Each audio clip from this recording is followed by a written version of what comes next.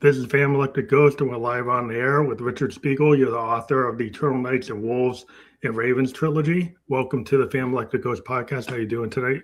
I'm great. Thank you for having me.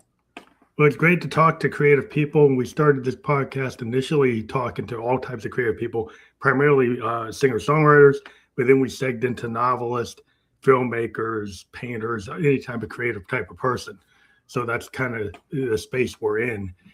Before we get to the heart of your story, we'll let people know that we use Podmatch to actually find guests for our podcast. If you use a QR code, if you're a podcaster or you're somebody who wants to be a guest on a podcast, check that out, that QR code. You can find out how to align yourself with the show that you'd like to be a guest on, or if you're a podcast, get guest for your show. But moving on, one question we ask every guest that comes on the show before we get to the heart of your story is like, what motivates you and why do you do what you do? I write because I almost have no choice.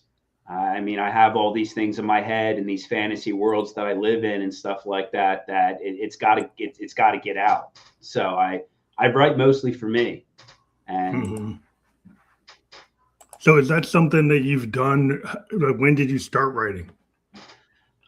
I've been writing off and on since high school, so a long, long time. It's just only in the recent times have I actually started publishing things where I've decided that I'm going to just keep doing it. So I've just been getting stuff published ever since. That's always interesting. I always ask creative people, what gave you kind of like the permission structure to believe that you could tell your story? Whether I talk to a filmmaker, an author, or a musician, like there's lots of people have ideas, but the ones who actually put them down and then push them out further than that to actually get them in people's hands. Was that sounds like you're doing that now? Is that something that you always dreamed about? I always thought about it only because I wanted to do it. And at the end of the day, if it doesn't put food on the table, it's a hobby. It's not something you do all the time. So that was kind of like one of the main reasons where we got deployed a couple of years ago, and I knew I would have some time. So I was like, let me give this a shot. And once I let the genie out of the bottle, I couldn't stop. It's actually a bit of a problem. I can't stop. I'm in these worlds all the time, and I just keep writing stuff down. That's why I published so many books so quickly. My publisher actually had to tell me to stop publishing. Yeah, that's a problem I have as a musician. I'm like crazy. I got like 3,000 songs, but it's like some people you get that bug, right? Ever since I was like 12 years old, I learned how to play piano, and I never stopped going. There's lots of guys when I was a teenager that I was in bands, like basement bands, garage bands, bar bands, and a lot of people stopped because their wife told them to stop. The guitar's in the garage, in the basement, and never picked it up again. But there's certain people like yourself, it's like you don't stop. You just keep on doing it because it's like part of you. Like the creative process, you're going to do it whether it's going to come out or not. Somebody's going to buy it or not. You just do it. Exactly. Yeah. That's interesting. But it can actually be a problem. Like you can't stop. But you have, there's a real world out there that you have to do stuff in, and sometimes it's tough because you can't distinguish between these fantasy worlds that you're living in and then the real world. It makes great stories, but not a great life sometimes. Yeah, well, that's always the artist conundrum. A lot of times artists, like especially musicians, it's kind of like the starving artist. You get the artist that were like, I'm legitimate because I'm in this little like niche, and because I'm not in the top 10, I'm not in the top 50. That means I'm the real deal, right? But that doesn't pay the mortgage. So you always got to have a side. You always have your main gig, and then you have your real deal, like your passion. And some people feel like I got to be the starving artist, so they really don't have a main gig, and that becomes a problem. So it's like it's trying to weave that, like how am I responsible for my household and still be an artist? So is that something you were able to kind of just manage because you're in the National Guard and you have like a good day job? Well, I'm retired now. I was medically retired this past February of 2025. I keep forgetting we're in a new year now. So I was medically retired. One of the reasons that got me medically retired is the same thing that like being stuck, being what the government considers crazy, but being able to use that to create these things that are completely real because they're real to me. Um, and you just make it work, and you just keep doing whatever you have to do. Well, I think it's interesting because a lot of times, like I've talked to artists, right, and a lot of artists are neurodivergent, and so they tend to be a little different, right? They tend to be like a little, like most artists have something about them that allows them to be by themselves and create like a world within themselves. Like a painter creates a world, and to do that, you're a little bit antisocial, a little bit, because you have to be able to set the time to actually create that world, Yeah, and makes you a little different. Maybe people might find you odd. They might find you like, why is that? Why is that artist thing? Like, well, he's an artist. He's an author. He's a writer. So you get that label. Oh, okay, that's that type of person they are. well, and you know, a lot of the people throughout history that we celebrate as being the best ones, I mean, they all had one thing in common, is that they were not normal individuals. They yeah, suffered from various things, and they saw and heard things differently from regular people, but they had the ability to put those things on either a canvas or a page or a block of marble or something. So yeah. for them, it was tormenting them, but they were able to do it in such a way that the average person could actually see from their perspective. Yeah, I think the thing about being an artist is like we're very good at observing like the world outside, but also the world inside. Yes. It's like what's in, and it's like a really good artist. It's a synthesis of what's inside of you, right, and also what's outside the world, and so you're able to take stuff that other people can actually recognize, right, and then the things inside yourself that also resonate because other people maybe are too scared to go into that Yeah. or to discuss that. But then people, when they read your material or they see your work, they find things that like, oh, that seems interesting to me. That resonates with them. And because that's the key that every artist has is that's what we can do, right? Yeah. So you like to live in a world or create worlds through like magic and mystery, and kind of like that fantasy space, but it's like you want to do something within fantasy that's a little different. Like what's your secret sauce? Like what makes your work like stand out? I would say originality. I create things. I mean, in some ways, I don't even think I create them. They're just there, like in my head and stuff like that. But it hasn't been done. I get asked for comparables, things like that. Sometimes it's a common question, and it's like I can't answer that question. I can't compare my work to anything, because if I could, I wouldn't have written it. I would have written something else. And like when it comes to like the fantasy, I don't use the same fantasy races that everybody uses. I mean, everybody's been writing the same thing for decades. I went in a different direction. And a lot of my writing in every genre that I write in, one of the things that separates it is how psychological it gets, and how I get into like the brutal detail that people either are afraid to write or they don't know how. Mm-hmm. So you're trying to like serve like adult readers, right? Like this isn't for like young adult. This is for No, adult readers. no. I would definitely. I mean, these days, young adults are exposed to a lot of things that we would consider maybe R or something like that. But Hmm. officially, I would say no. My writing is intended for a more mature audience. It takes a little bit more life experience to understand some of the concepts. Like the relationships in my books tend to be like long-term relationships, or the people are married, or something like that. it just resonates with an older audience. And then when you get into like a lot of the psychological stress and mental breakdowns and things like that, a younger audience isn't necessarily going to have the frame of reference to understand what's happening. Also, I was just wondering, in today's world where people's attention span are so short, like I grew up in the 70s and people would read 200,000 word, 300,000 word books. Now I've heard that a lot of writers have to write 60,000, 70,000 word, 50,000 word books.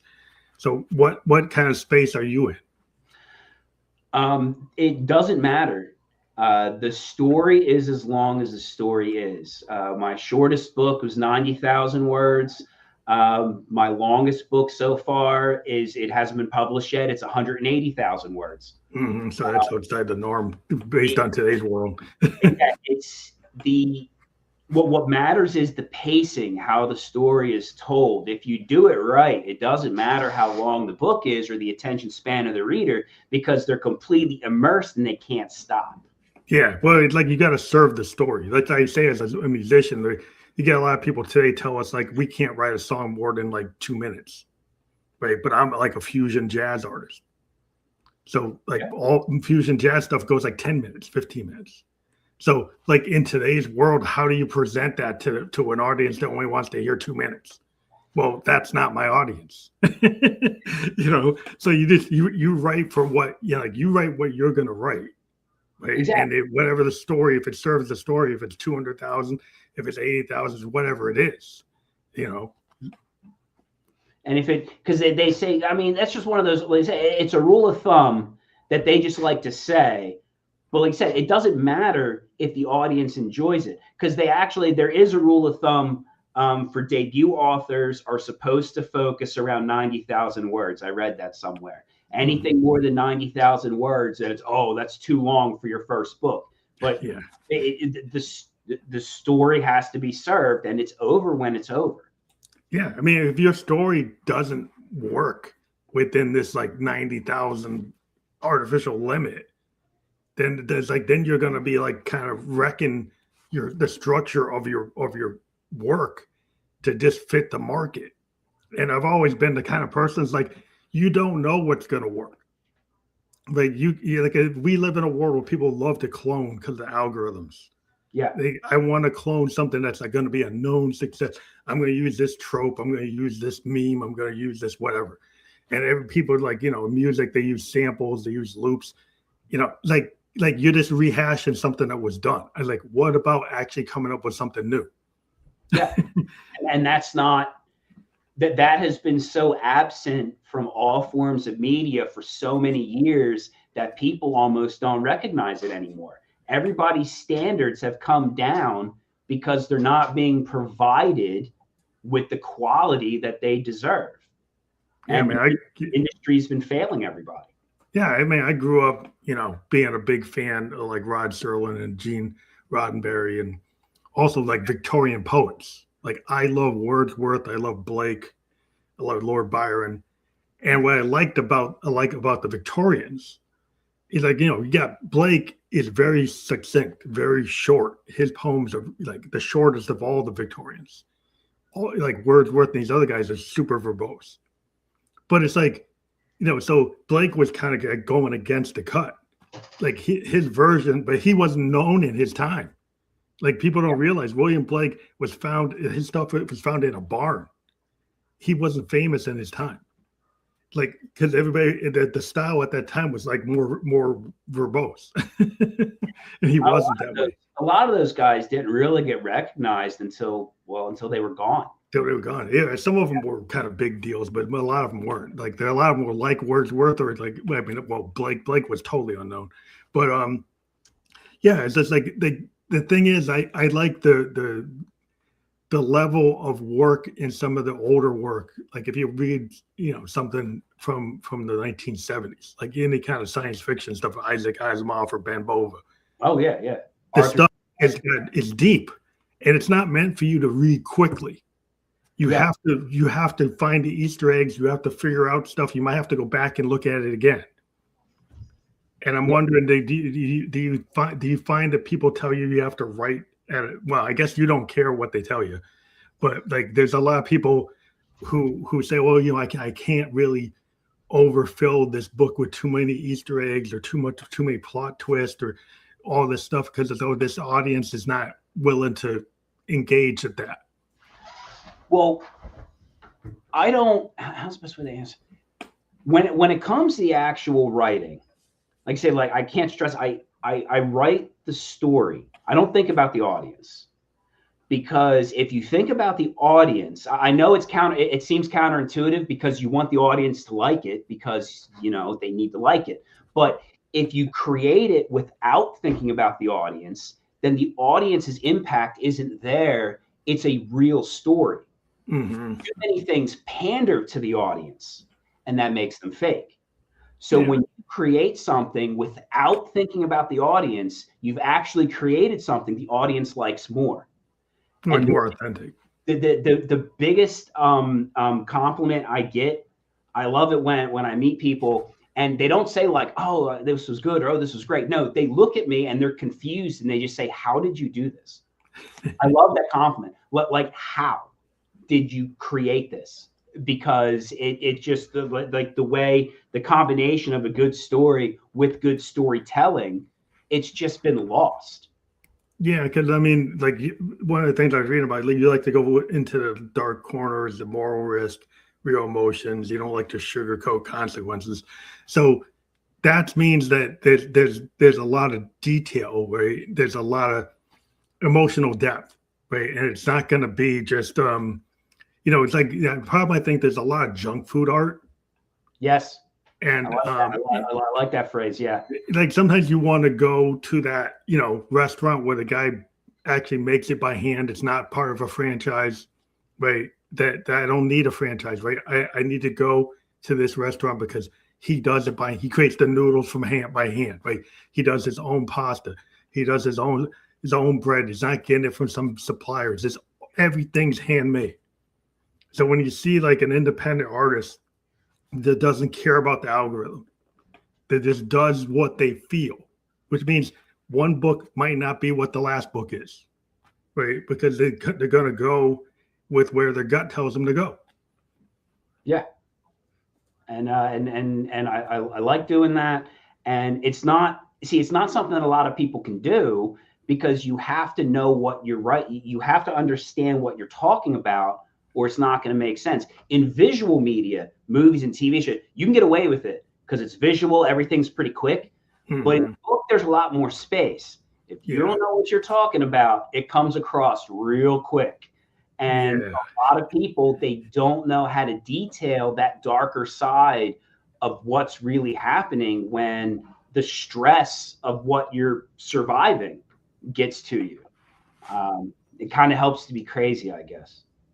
Well, I think it's good to have a different, like, I think just having a creative mindset that's not, it's kind of like the other, right? If you everybody like the typical, like what's in, you get this idea like the bell curve, like everybody that's in the middle, that's kind of like, okay, that's like living in a box, like going to work in the cubicle, versus the person who's on the outer edge is like the person that comes up with something like, well, they're not going to be a normal person. Like you get the person who comes up with all these ideas, they don't actually usually work that well in a cubicle. They usually can't go do the 9-to-5 job. The person who comes up with the weird thing, they might be up at 2 a.m, right? They might be like not able to do that same output every day, but the world wants you to be able to do that and repeat it. And you might do something different every time. And maybe they just want you to be like, you know, Ford assembly line. Yeah. Build that Model T the same way every day. Yeah. You know? Like I'll be stuck somewhere. Well, like I said, it's a problem. I'll be stuck somewhere in the house. I'll be pacing around in circles for days. And in my head, I'm just with all these characters that are as real to me as my own children. To the extent that I have to actually be told, like my wife will have to tell me, like, you realize it's been 3 days, you have to eat something. Like, your kids need you, you know, things like that. Because I'm stuck in these worlds, and I just write down what I see. Yeah, I mean that's when like if you get to like a painter, he gets stuck on the canvas for like 8 hours. You get a musician that's in the studio and they've been playing the same bass line for 6 hours or Yeah. putting down tons and tons of tracks and then still not being done. And it's like, well, you gotta show up at the gig. It's like I don't want to do the gig. I want to write the song. It's the total opposite of writer's block. The total opposite to where you have so much that you're stuck. Like Yeah, or every sometimes you put too much at out. the same time. Yeah, because that's like in terms of like process. I mean, there's some authors I've talked to some people with fantasy things. They build these worlds, big outlines, big character designs. It's all planned out really to the nth degree, right? It's all like storyboarded out. It's all character. All the characters are all done. And there's other people like it's kind of whatever. It kind of flow state. It Yeah. kind of flows out.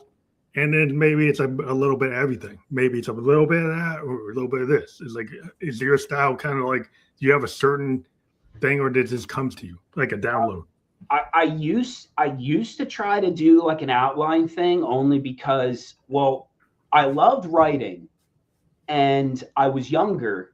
So I wanted to write the way I learned in school, like a more formal whatever. But when I would actually write, none of that stuff would happen. Like every book I have ever written has gone completely different from how I've planned because the story just takes off and it grows organically. So I don't outline everything. It's just, well, like I said, like I live in these worlds. I Yeah. just stop and write it down. I'll do like when it comes to like some background stuff to keep things straight for continuity. Because Eternal Nights is turning into a science fiction series. So the cast of characters is in like the thousands. So Mhm. I'll have to write down people's names and stuff just so I don't screw it up in the books, you know? Yeah. Yeah. But other than that, no, the story it's in a flow state all the Yeah. time. That's interesting because I have always been kind of in a flow state. Well, being a musician, we're trained in a classical method. We're trained to like read the sheet music, read the classical guys, like learn the structure. But as soon as you start to write your own stuff, you think you have to write that structure, and then you find that the flow state stuff that you do works better than anything you orchestrate. A lot of times, if I've talked to musicians, like the stuff they tried to plan out never worked versus when they actually let it flow. Because it's real. When, Yeah, when when you're in flow state, it's honest, it's real, and that comes through in the product. yeah. I think that every time I run into people, they get too tied into being like exact, and I find that this is a big problem with the digital world that we have. Um, is like people can go back and hit the undo. They go in, and it used to be like you'd be at the typewriter and you type it, and it's kind Yeah, of what it is. And it going and erasing it is harder than trying to go forward. you And got to get now you can just scripted go and in. all that. Yeah, it's like so. It's if you try to flow state today, and somebody's on their computer, they'll go back and they'll try to correct the note. They correct the filmmakers go in, they overcorrect. There's like so much editing that sometimes you wreck you're like a musician example is like you do 100 takes of something and really the fourth take was what you really wanted to do but you just keep on destroying it because you keep on trying to redo it and you've lost the plot. Yeah, I love that about editing. That's a big problem in writing. Like, yeah, editing is important. It's very important to properly edit something, but you can fall in that hole. And like you said, it was fine 50 edits ago, and you're still changing stuff, and now it's a completely different story. Like there's actually another rule of thumb: no author should ever edit their own work. I understand why people say that, but I will never let somebody else edit my work either. Like I will separate the creative from the analytical, and I do my own edits, and it's been working out great ever since. Yeah, because I think you got to get that level of confidence. Like it's like when you have somebody that's like somebody who's able to like produce, like as a musician, like when you there's some musicians say, well, there's no way I'm going to produce myself because they just can't get on the board. They don't know what to do, right?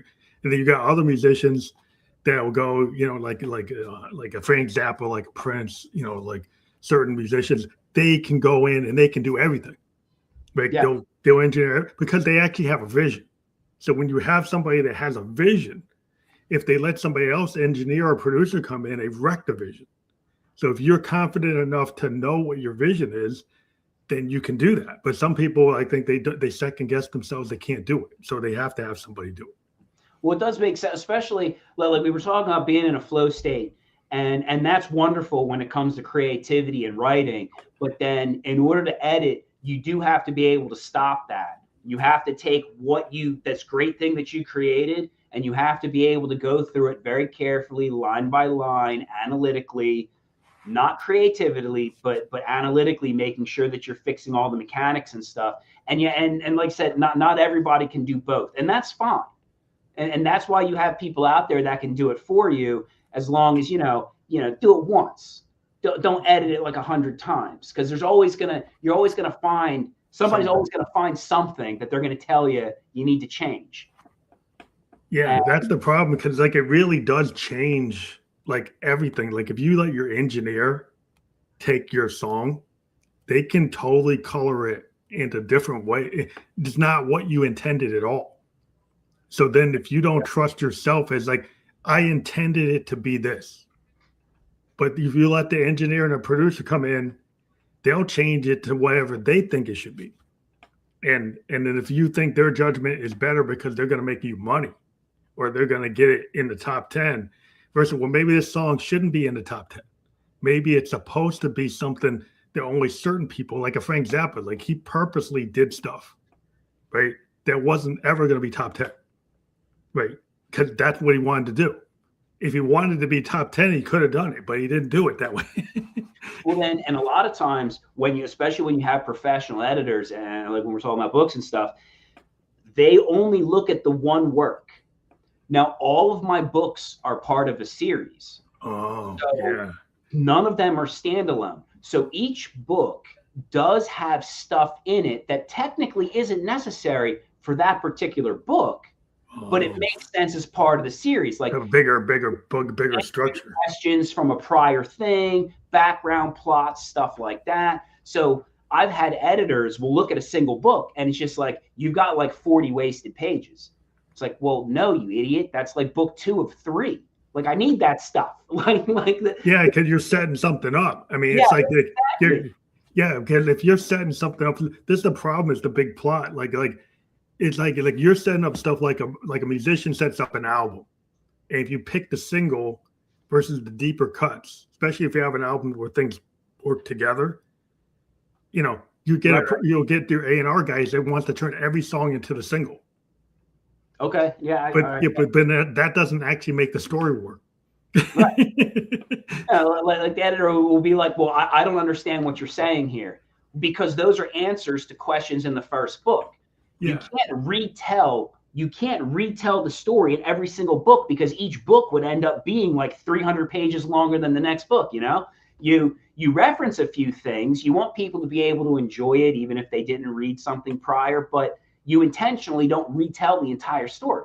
So it's not your responsibility if somebody picks up the second book instead of the first book to bring that person up to speed. I mean, it's up to them to go be interested and go find it.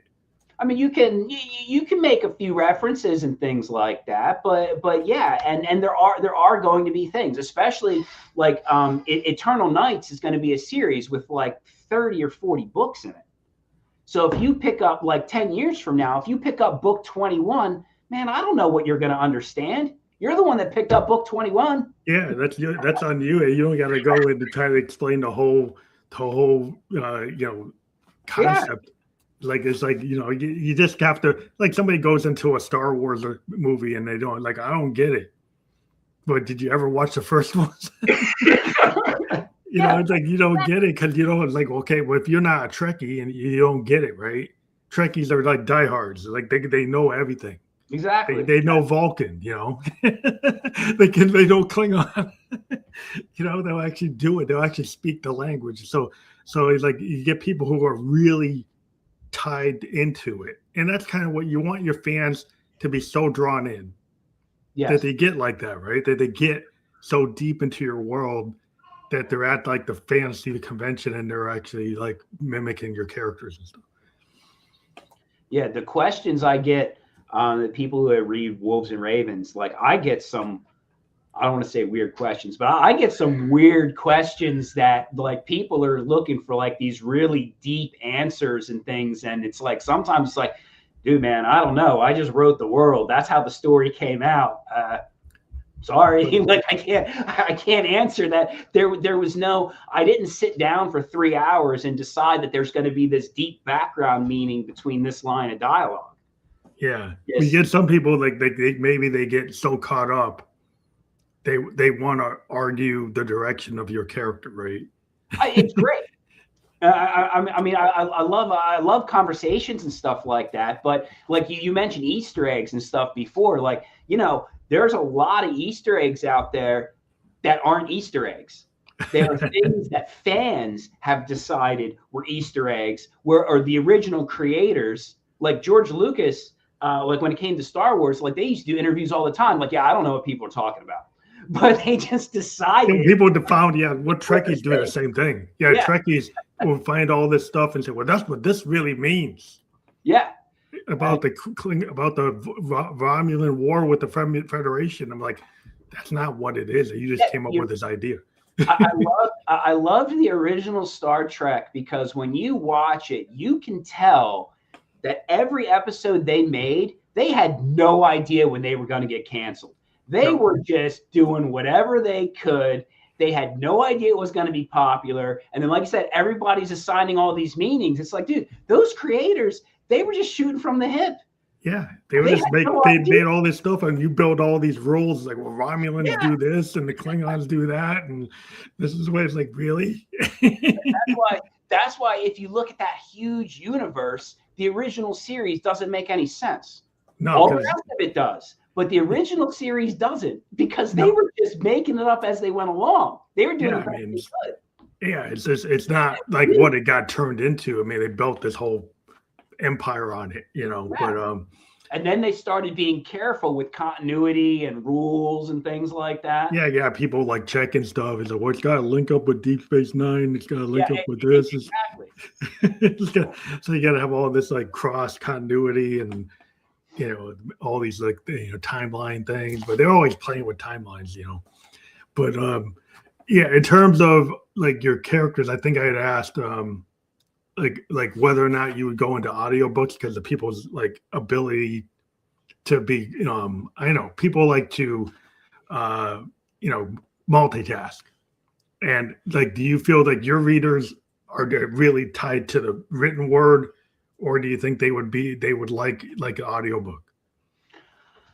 I think audiobooks definitely have a place. My target reader, I would think I'm looking at people who want to read for the sake of reading, because like I believe in complicated plots too. Mm-hmm. That's another reason why I want to target like an older audience. I have had reviewers tell me, and I quote, "Your books are too cerebral for their genres." And it's like, wait, what? You just insulted the audience. You're telling me that the audience is too stupid to understand my writing. That's what you just said. That is such, and you're supposed to be like a professional reviewer.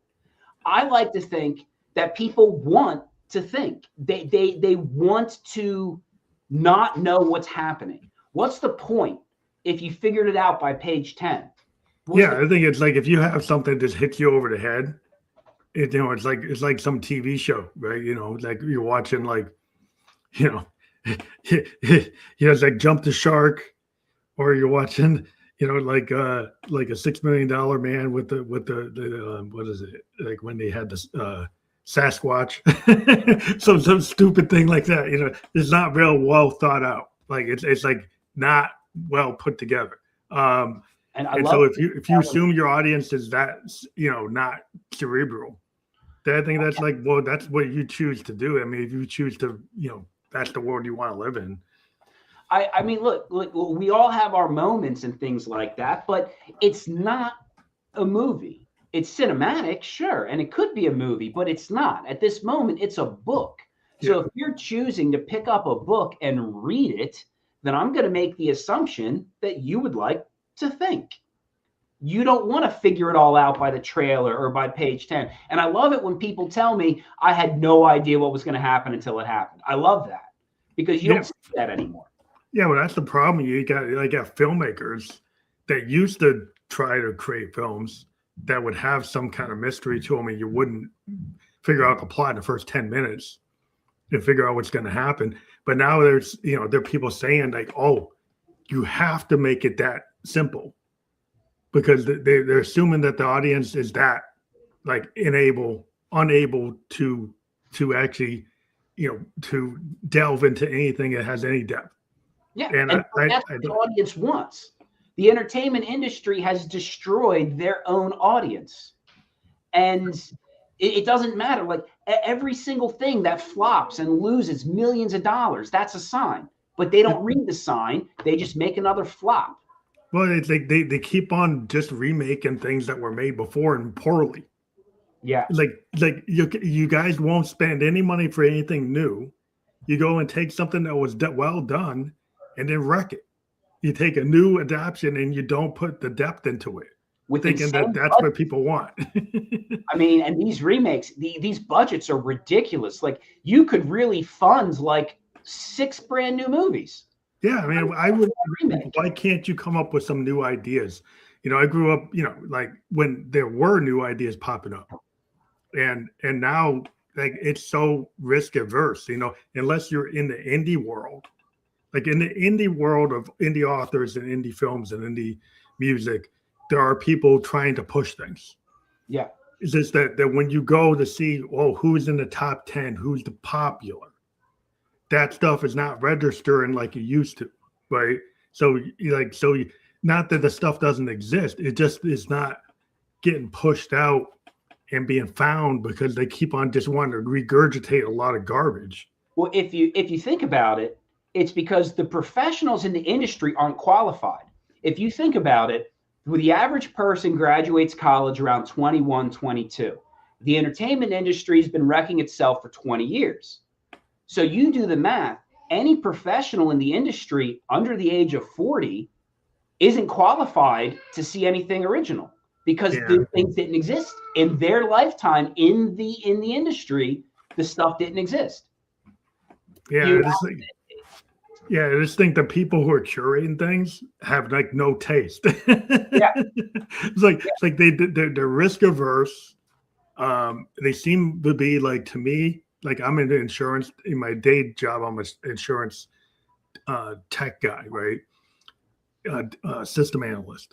And it's kind of like actuaries are running the show, right? So like, and this is like, if you're like into engineering, like if you're building a cool car, don't let the actuary in the room, because if the actuary comes in the room, you're not going to have a cool car anymore. You're going to end up with a Pinto because they're gonna knock it down. And so that's like, if you have those guys run things, then you're not going to get anything cool. I mean, it's just it's a different skill set. Coming up with something original and creative is a different skill set than doing a proper remake. I mean, sometimes remakes are great, or when they do adaptations, like when they make a movie out of a comic book, that's cool. Mm-hmm. But that's a different skill set than coming up with something new. That same writer can't do both. That same professional isn't qualified to do both. But unfortunately, they do, which is why everything sucks now. Yeah, because I mean, I was always like, I grew up reading Marvel comics and stuff, but I was a big independent comic book guy. Like I liked the indie comics, like the Services and ElfQuest, and like anything that was come from the indie comic companies, because these were original ideas. Yes. It wasn't just a new Superman, new Batman, new Spider-Man. It's like totally new worlds, totally new concepts that came from these independent authors that just decided to come up with ideas. And to me, it was like, I just like that because I felt like that was more like what you used to get with original, ideas. Like I grew up with like, the Time Quartet, A Wrinkle in Time. And that was so cool. I mean, in Ben Bova and all these science fiction authors, I just would read really good fantasy and science fiction. And I was always looking for people would come up with something that wasn't like a Star Wars type of thing, something that was different. Yeah, I grew up on my dad's science fiction collection, like you mentioned earlier, like things from the 70s and stuff like that. I mean, those were all the books that he owned, and those are the books that I read as a kid. And even though it's like those pulp magazines, like the old in the 50s, and you have all these like short story science fiction magazines. Yeah. That stuff is like gold. Because there's tons of ideas in those. Now everything is just so formulaic now. I mean, it's getting to the point to where AI is going to be writing all of it because people have just given up, and it's the same formula over and over. And that's just reading from AI was only taking what it found, and what it found is something that already exists. Yeah, and nobody seems to care that nobody likes it. Well, I think there's a lot of people selling it. Like it's a little bit. I think we're going to end up with a little bit of like a .com crash, because like the case for it is being overblown. They're saying like this is the best thing since sliced bread, and it doesn't actually fit. The tool doesn't fit every situation. No. And so when you overuse something, it's like when you overplayed disco and nobody liked it, it disappeared for 30 years. Like it will crash, and then the good uses of it, like in robots and androids, and the use case for AI is actually to have like an android or a robot. Yeah. Right. That's where the best use of the technology works. For other things, it's not so clear cut that it actually works right. Yeah. But for that case, it actually works. It's being sold for everything. I mean, you want, like, when people want to be entertained, look, I'm not writing nonfiction stories here. I'm writing fiction universes purely for entertainment. I don't have a political message. I'm not trying to sell these deeper meanings or whatever. They're just amazing places that I think people might want to spend a few hours living in. And people love the immersion. And I love hearing that. Like like I was completely immersed. Like I didn't even know it was happening. I couldn't put it down. It's like, that's because a real person wrote it. I remember I used to, be a kid playing Dungeons and Dragons and reading Tolkien. And, we loved playing Dungeons and Dragons because we're kind of taking the Tolkien world and creating our own world. Yeah. Through the game. And so as playing that game with the kids in the comic shop, we were able to exercise our fantasy without being on a machine. And we weren't on a computer. We're sitting in a room at some kid's house playing a board game, coming up with all this fantasy stuff, right? And we were inspired by Tolkien. We were listening to Pink Floyd. We're getting all these different things coming in, and we're all just like using our head and not being like force fed what something should be, right? And I think sometimes today people are being given like a Lego set that's actually pre-built, versus I had Lego sets that had no design. You just built what you wanted. Yeah, pile of Legos. Just a Lego set. It was just a set of parts, and you could build whatever you want. It wasn't like a pre-designed set. All the sets today are like, build this car, build this boat, build this. Like, what if I want to just build something else? So I think we're losing like the sense of wonder, like with an erector set, like Lincoln Logs. The toys I had is like you could just build your own world. Yeah, you find that that's what you do with your writing, right? You want to build your own thing. Yeah, and that's actually something that people that's a mistake that a lot of people make in writing when they make something too descriptive. Because like I pride myself on being brutally detailed, like brutally, horrifically detailed. But there are certain places that you don't want details. Mm-hmm. Because you want to leave it like let's say you have a building, and for clarification, it's not an important building, it's just there. And you describe this building in beautiful detail down to the color of the grit. You did not do a good thing, because to put it simply, nobody gives a crap. It's just a building.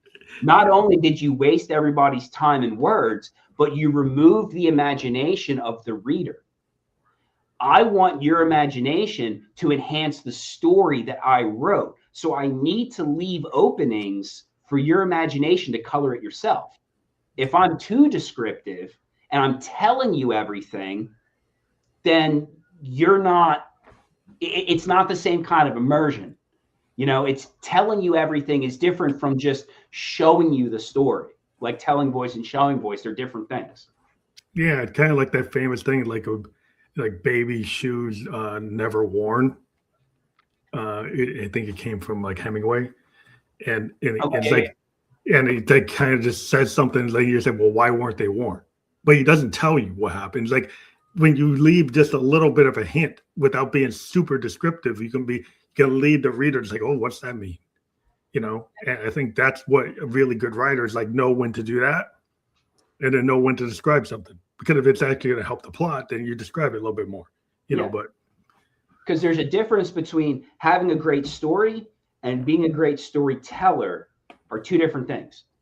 I mean, either one is good, but when you can combine the two together, you really create something special. And that's when you get the reaction from readers like, how did you do this?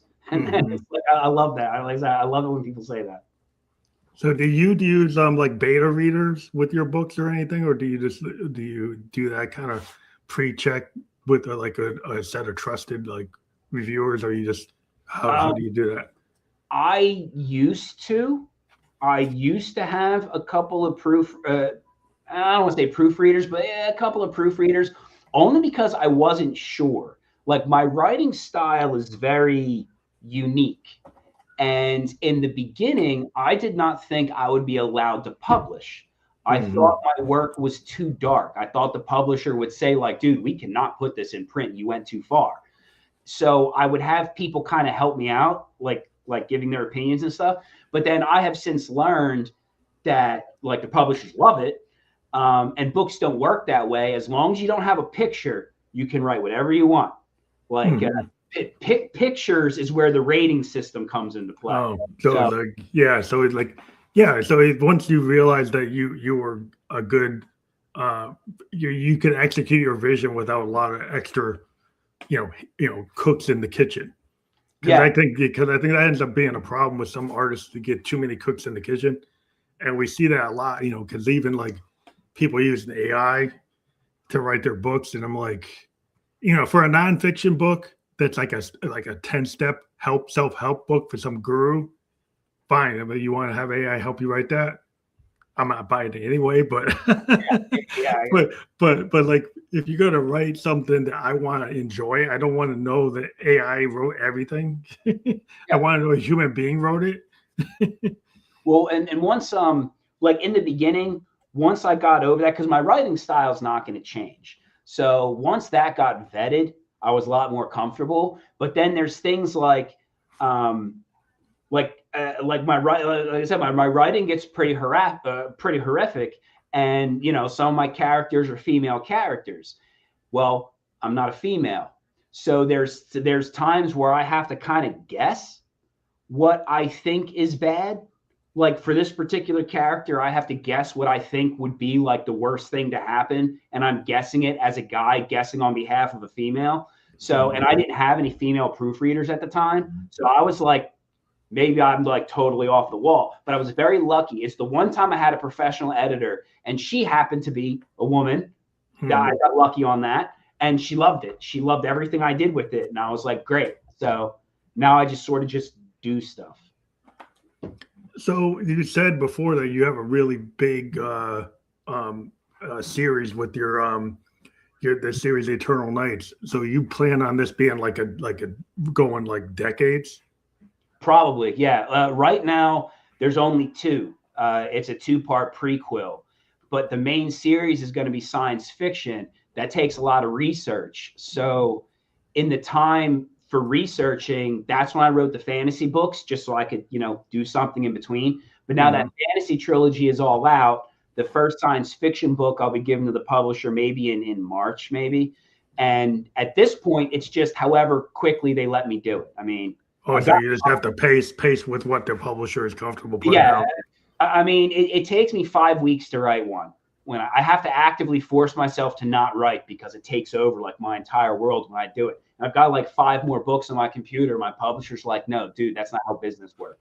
We do one at a time. Yeah. Right. Yeah, I run into that because I end up putting out so much material, I have to space it out or find different places to put it. Like as a musician, sometimes we can use pseudonyms, like Stephen King used to do that. Yeah. So we'll put like, if you got too much work, then you go give it to another band, but or you create another character and you put it out that way, and then you can sneak it out. But there's creative ways that like you still can't put everything out. I mean, you can put more out than you thought, but yeah, they don't. I mean, a lot of the times they only want you to put one thing out every 2 years, and I'm like, no, like that. I can't wait. I think maybe 9 months is something like that they would do, because it's like I said, the series is going to be like galactic scale with these characters. So there's dozens of books for the main plots. I'm gonna probably write origin stories. There'll be side stories, all right, and just like I said, however often they let me publish, I'll just keep giving them the new ones. Now, do you work with your publisher on like sync licensing of whether or not somebody wants to like merchandise the book into, because with fantasy characters, people create dolls, they create posters, they create, figures. And have you looked into stuff like that? Not yet. That's a little bit down the road. Maybe I do have. There is another company I'm working with that's doing like screenplays and things like that. And I love that company I'm working with, and they struggle because they keep saying like, because to make a screenplay, you have to cut things down a lot. Oh yeah, it's a whole different art form. And they tell me like they struggle with it. Like, and this is a professional company, and it's like, we don't know how to do this with your books because there's no filler. Like every even little thing ends up tying into something else. It's like, we don't know what to cut. And it's been like a 10-month process to where it's like trying to just shave every little piece here and there because I don't write filler. I just write the story. It might be 400 pages, but they all matter. Yeah, when you write a screenplay, it usually drops it down, so you lose some of it. Every time you take a book and you turn it into a teleplay or a screenplay, like it really kind of, I don't know if it dumbs it down. It depends on who actually takes the screenplay and reinterprets it. Like, because every page of a screenplay is equivalent to 60 seconds of screen time. So a screenplay really, I mean, if you go over 150 pages, you're really pushing it, because now you're talking about a 2.5-hour movie. Yeah, so, nobody wants to do those anymore. Yeah, and it's tough. It's a total like I cannot write a screenplay. That's not my skill set. It would have to be, I can help the person, but I can't take like the captain's hat on that one. It's not my thing. It's more like maybe that works better for streaming, because if you change it from a movie to like a multi-episode stream, then maybe it would fit. Yeah. And with technology these days, I've actually had people tell me to take the Wolves and Ravens and turn it into a web series. Yeah, that's another opportunity, because like web series, my daughter's into manga and anime, and those things go on for like, some mangas have gone on for like a decade. They just go on and on and on and on and on. So like within the Japanese market, having these continuous stories that go on like decade is kind of common. And that might be something I look at doing with that, because with that trilogy, that's done. That trilogy, it's out, it's published. The Eternal Nights is the one that's going to keep going. So I mean, maybe with the Wolves and Ravens, I'll look at doing extra stuff with it like that down the road. I mean, it's pure it's dark fantasy, but fantasy. I think that fits. I mean, within the different platforms now, because the streaming platforms, you might have opportunities to take like a piece that doesn't fit into a movie, but it fits into a continual kind of web format or streaming format. Then you actually don't have to compromise, as much. And I love the like on the website, I love the fact that the publisher, for each one of my books, they made video trailers. So cool. Like each one of my books has like a movie trailer, which is pretty cool. I like cool. They loaded that up onto my website. But they kind of putting the idea in people's heads, so maybe you can license it to somebody. That's why they did it. But I love it because I love having video trailers for actual written books, and they do a great job with the website. That's not my thing.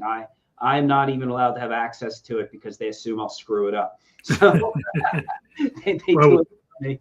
Just mentioning that we do have a QR code that actually is tied to your richardspegal.com. So if people want to scan that, and if they get to your website, that's how they can connect with all the material you have out there right now in the world. Oh yeah, there's the video trailers, there's behind the scene videos. I'm not even allowed to do my own blog. They told me that, like, I wanted to do it, and they were very polite. They were very polite. It's like, look, if you insist, we'll give you administrative access, but we don't trust you. So they're running it. Well, I give them the material, and they manage it, whatever. Well, sometimes it's good to know, like what your lane is. Yeah. You know. Well, I tried to make a website for myself in the beginning, and I was proud. I thought I did a good job, but compared to what the publisher made for me, my website sucked. You know what I mean? What they made is so much better. Yeah. Well, that's where knowing your lane for certain things is good to know. Yeah. But I want to thank you for being here on the show. Again, people, like, we got the QR code, and if there's any information about what you're doing, everybody can go to richardspegal.com and find that there, right? Yep. My Instagram at Richard Spegal Books too. I'm trying to figure Instagram out. Okay, cool. Well, we'll let you know. We thank you for being on the show today. I hope everybody checks out your series of books and gets into your fantasy world of all the things you're doing.